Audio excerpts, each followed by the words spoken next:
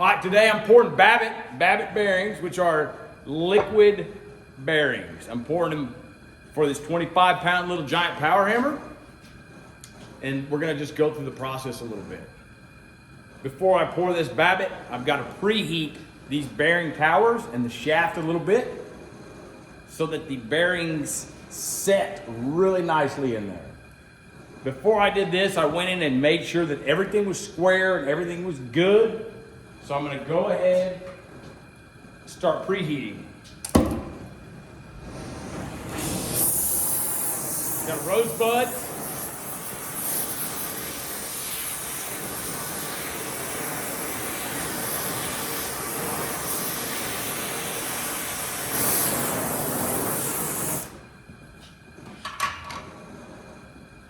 One thing I'm gonna do is just take these leather pieces out. These are risers, leather risers. I'm gonna take these out while I preheat so that they don't get burned up. And then right before we pour, I'll put them back in. Yeah.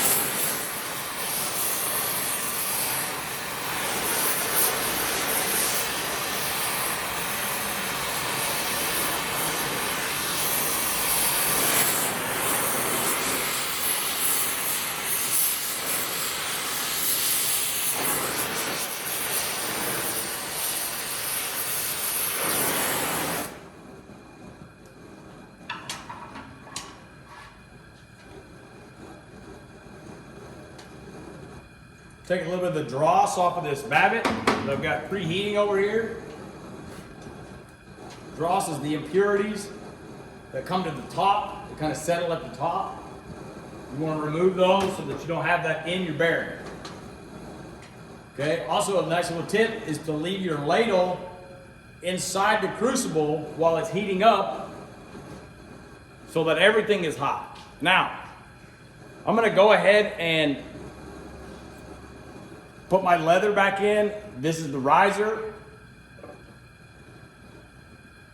Be careful when you do this, it's very hot.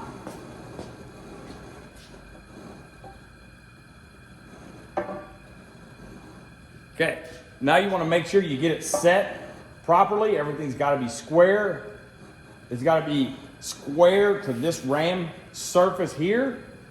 It has to be aligned with inside the bearings, the bearing towers properly, so that the hammer functions properly. All right, now I'm gonna push these collars up. The collars have a mold pack damming compound. That's gonna keep that Babbitt in its molten state from running out the bottom.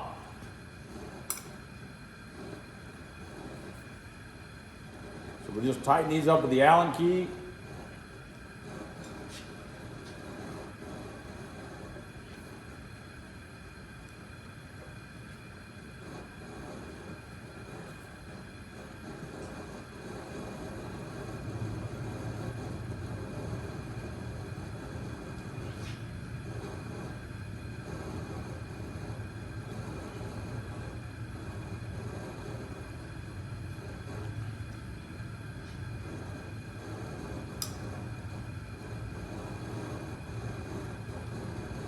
Okay, now that I've got these tight, I'm gonna go in and just with my hand and just kind of squish the mold pack up against the frame of the hammer.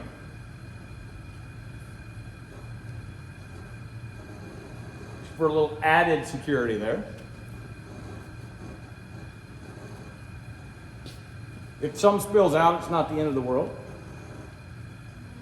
You just want to make sure that you stay clear of it, because it'll burn the bejesus out of you.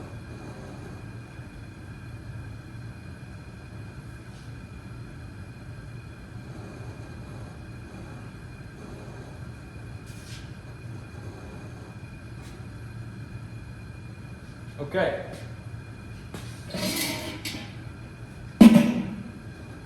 I'm going to go back and heat this one more time.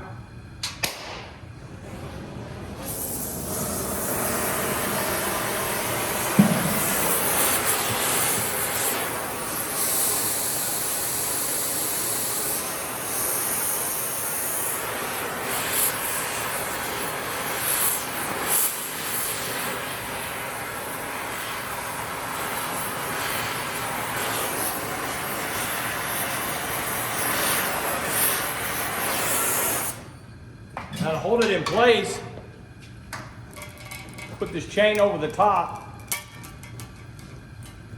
and use this little rubber strap to keep this sucker from going anywhere while the Babbitt is being poured and also while it's cooling. I'm just taking a look from the top down, making sure the alignment is proper on it. Everything looks good. Looks really good.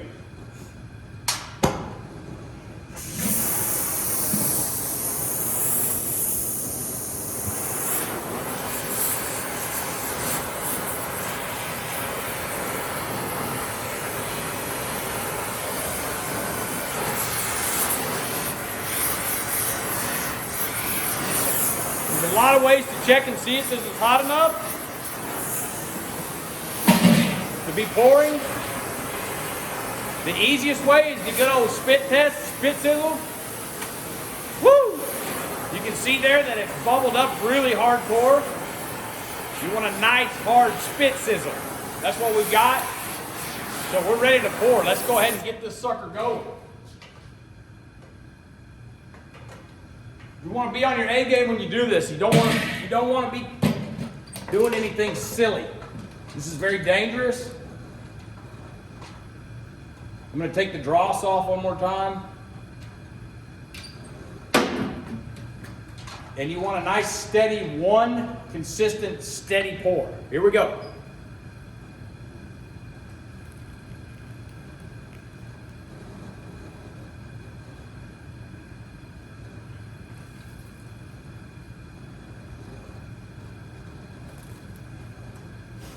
Okay, now do the back.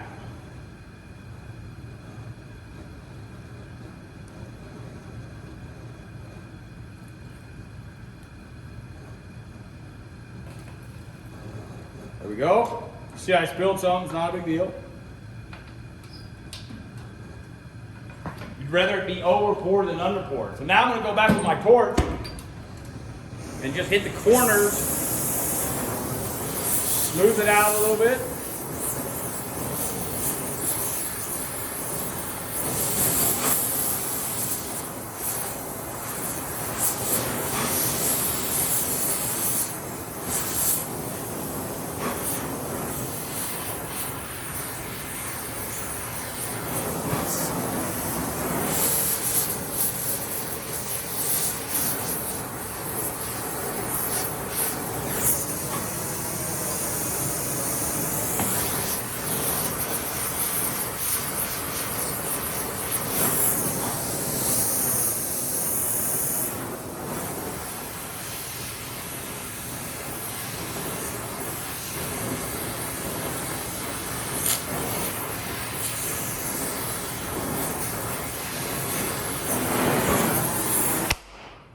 All right. Now we'll let it cool for a minute, and we'll pull it off, show you the results.